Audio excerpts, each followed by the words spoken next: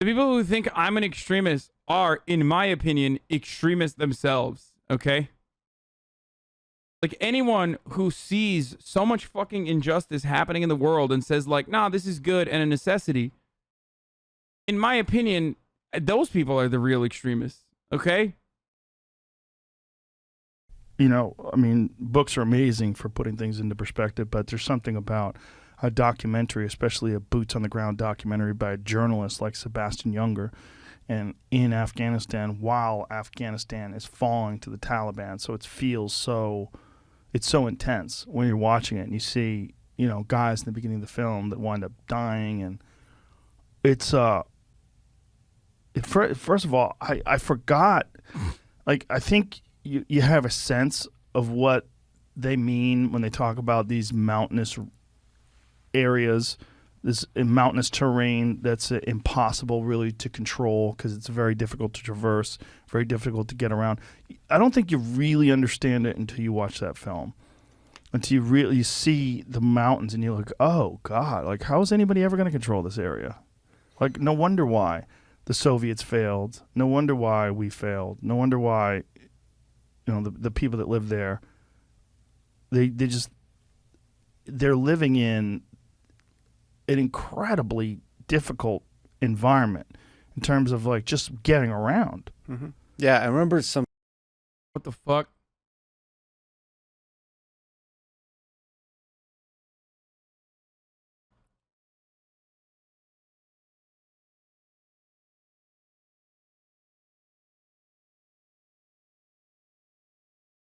Some statistics about like 99% of people in Afghanistan. Bro, who is he talking to? This guy looks like the guy that murdered that Turkish the Turkish ambassador. Lex Friedman? Who is that? I don't know who that is.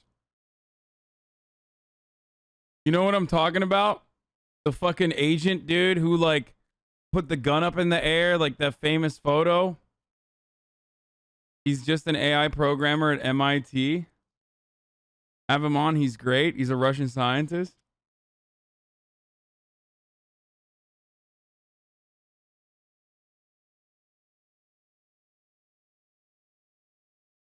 You know what I'm talking about? Dude, come on. You have to know what I'm talking about, especially with the...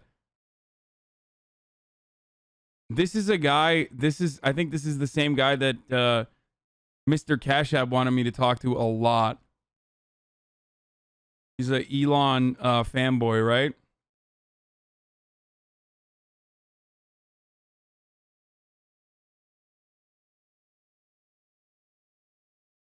Are you giving me more timestamps?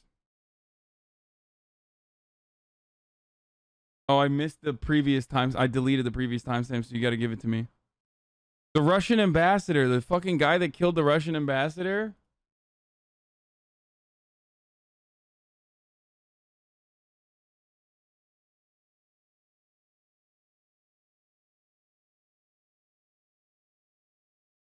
Bro, you can't show the actual fucking thing, though.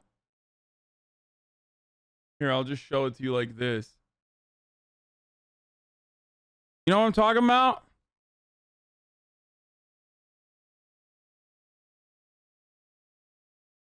What the fuck? The moment I saw this, I was like, this dude, oh, you're gonna subscribe if I read that? Well, too late. I already fucking read it, bitch. I wasn't even looking at the screen and I read it. I just have superpowers like that.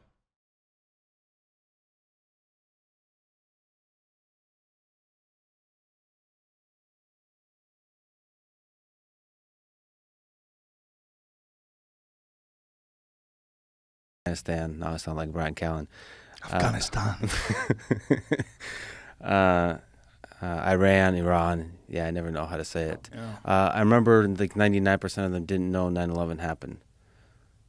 So like they're completely disconnected from the world. Even that's so crazy. Even things that seem relevant. Did you watch the videos today of people trying to climb aboard planes and falling to their deaths? The planes are taking off. These guys are hanging on to the landing gear. And as the landing gear pulls up, they're falling to their death. Trying to save themselves? Yes, trying to leave with the Americans. It's fucking crazy. Jamie, pull that shit up. Jamie, pull that horrific site up.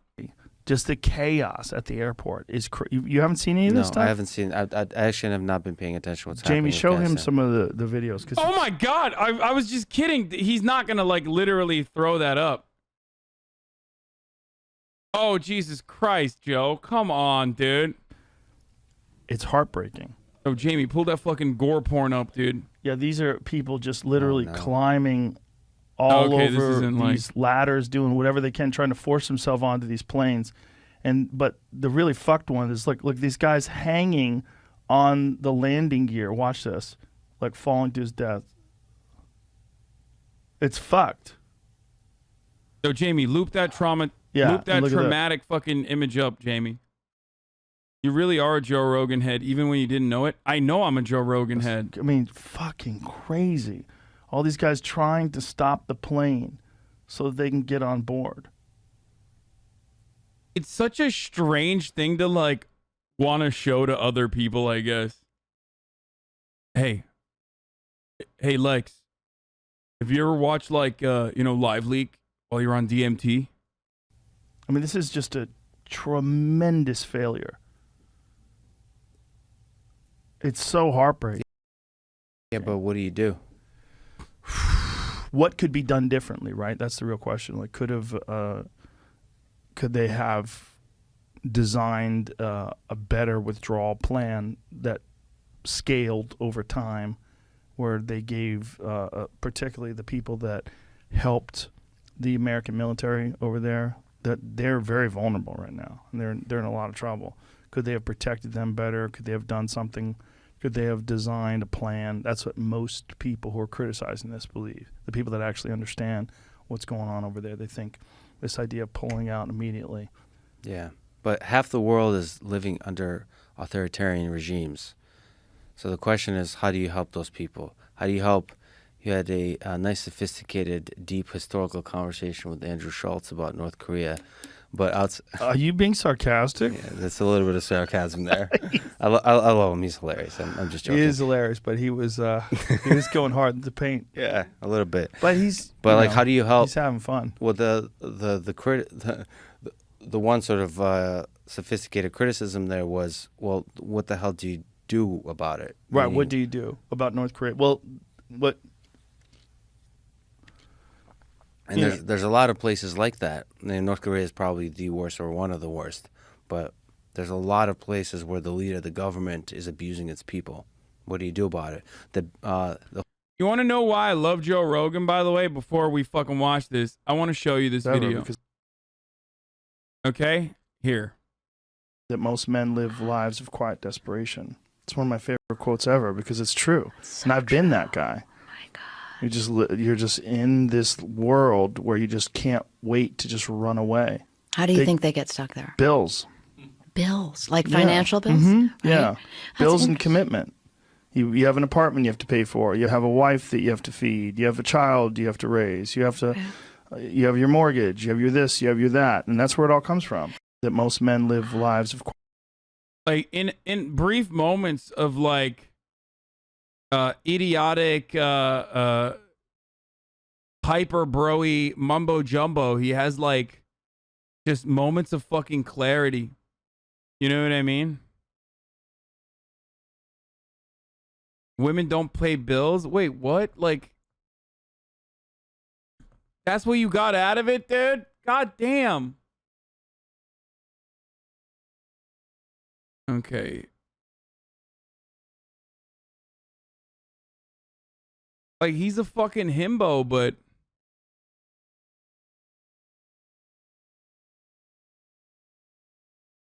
sometimes he has well-intentioned himbo takes.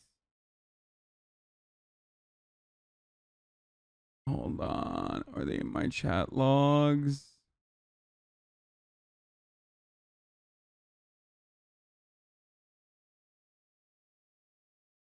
Hold on. Let's extract these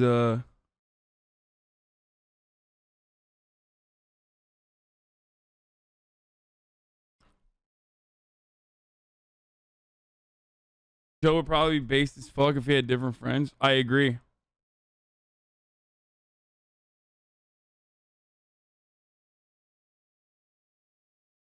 What is this? Just fucking... Bro, are you fucking nuts, dude? What did you just send me, dude? Like, downloadable attachment? Why would you...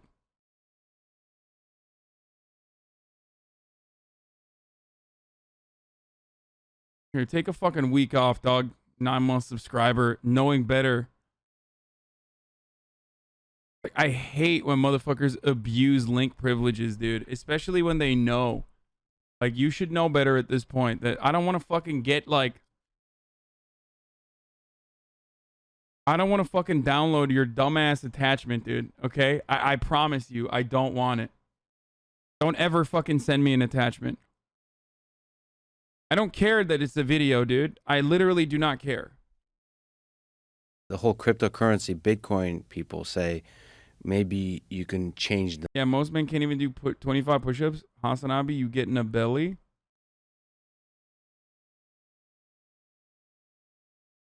I mean, I do 25 push-ups on top of your mom as I'm inside of her every fucking night, baby. The money. You can give people power by, like, one of the ways government controls its people is the monetary system. So you can, like, swap out. Oh my God. Try to give people power. Is this guy going to fucking turn Afghanistan into a crypto combo? Money. That's one way. That's interesting. Obviously the old school way is military, or also maybe economic pressures. But then it becomes difficult because you're taking on that project and then you get the thing that you get in Afghanistan. And, you know, it's a project that takes 10 years, it takes 20 years, and then ultimately it's not successful.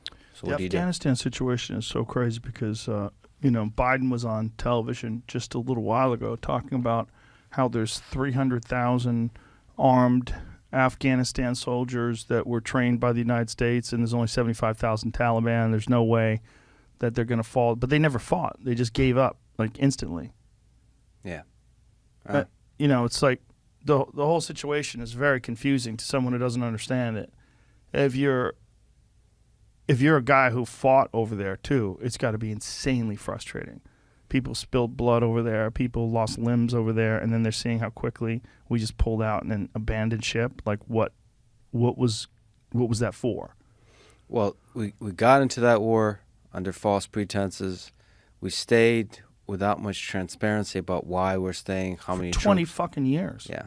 Without a clear plan for the future, and then we pulled out without a clear, transparent plan. Yeah. But I don't know what lesson to draw from that, except that we should never gone in the first place. That's the only sort of solid set of arguments you can have. And like, why that place? You know, it's the people that argue it's all about oil and all those kinds of things. Damn, this video is shit, dude.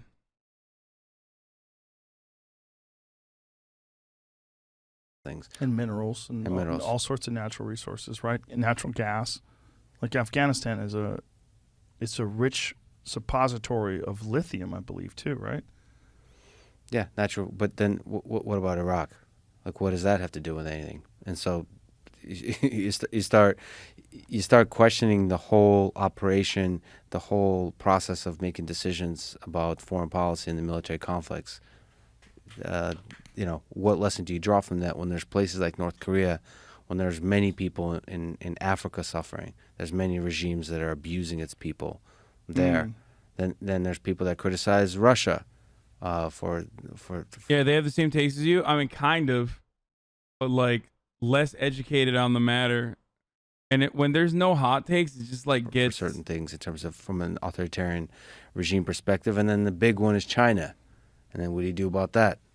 And then, I do find the libertarian argument here the most sophisticated and convincing is we should stay out of other people's business until we have a really clear, good plan.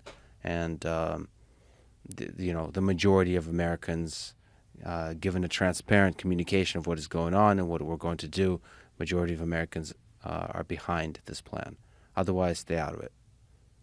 Unless you have... You know, when you have like something like a Nazi Germany, where there's obvious atrocities happening, where there's an obvious war on the horizon, then that's different. But everything else... Well, if that's the case, then why aren't we invading North Korea? If Wyoming Park and all these different people that have escaped from North Korea are telling the truth, that there's a Holocaust going on there right now.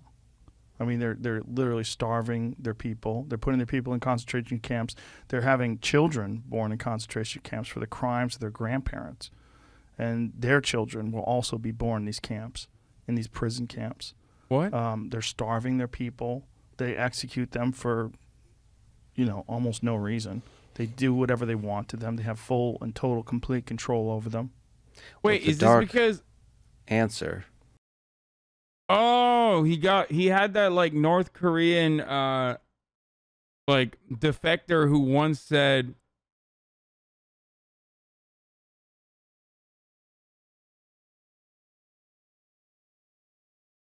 the North Korean defector that once that he had that North Korean lady on Yeonmi Park, who's like a total fucking grifter, by the way. Yeah, North Korea, living conditions in North Korea are fucking dog shit, okay? The North Korean government is also dog shit. They're functionally a fucking theocratic monarchy that instead of believing in like whatever religion, they believe in Jusha, okay? But that grifter is like insane. All you need to know about her is that she literally said Columbia University reminded her of the fucking Kim regime. Yeah. North Korean defector says going to Columbia University reminded her of the oppressive regime, saying she felt forced to think the way you want to think.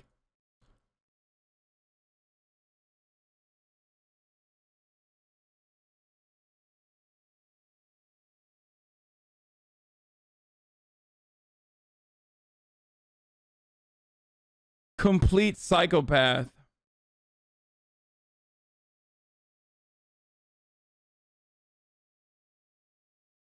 Complete psychopath.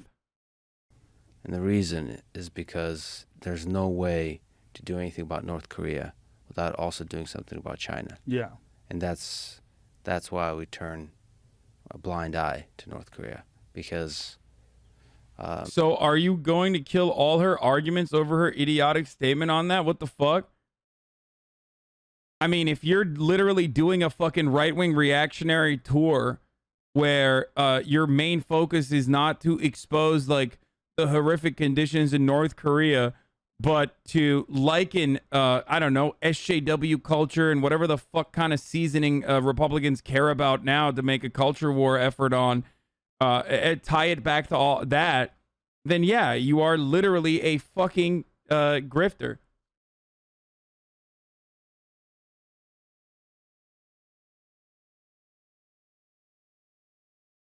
I mean, that's a deeply... I mean, a war with North Korea or invasion of North Korea is... It's a clickbait title, though.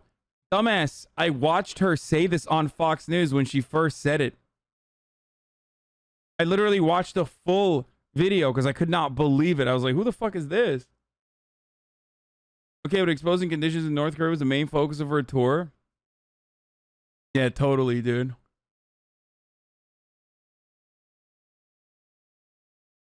Totally, dude. It's an invasion of China. Watch the entire episode. Yeah, we should just like go back and kill all the North Koreans then, right? That's the only way to do it. I think glassing North Korea will be the only solution to fucking, stopping the oppressive Kim regime, dude.